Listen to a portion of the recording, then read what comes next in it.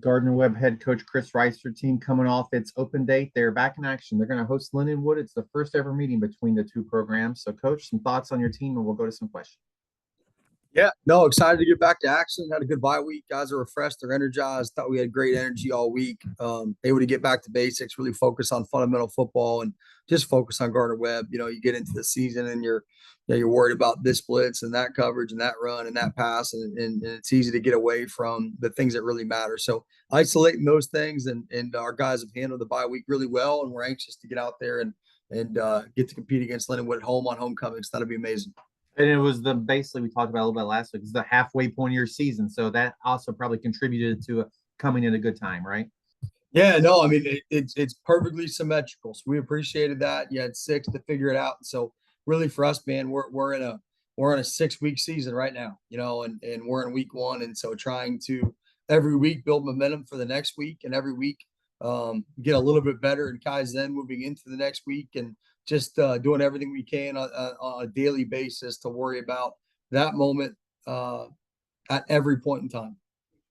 Well, tell me a little bit about Lindenwood and what you've seen of them. They're coming off a win over Charleston Southern last week. Yeah, good football team. They played really good defense, really all season long. Defensively they played really well against Charleston Southern, and had given up some pick six and a fumble recovery, on the other side.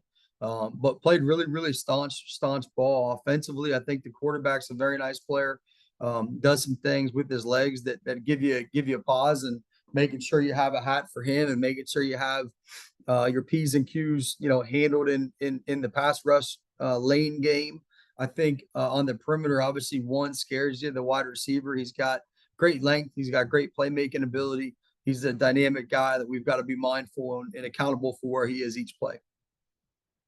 Um, their quarterback, he made a lot of plays with his legs last week and the receiver didn't. So have you played a team?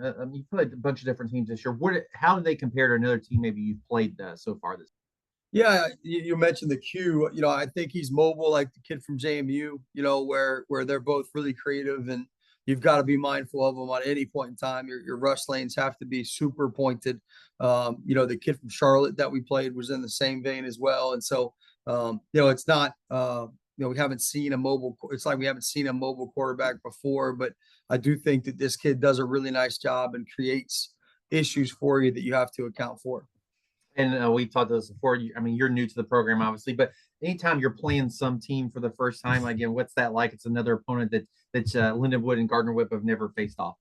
Yeah, kind of story of our season. We're at square one with everybody we play. And so which is part of the journey too. You kind of figure it out. You figure out tendencies. You figure out, all right, what are the things that work against what you're seeing on offense, defense, and special teams, and then how do you kind of hide those things, and how do you create an advantage as you move on year after year after year.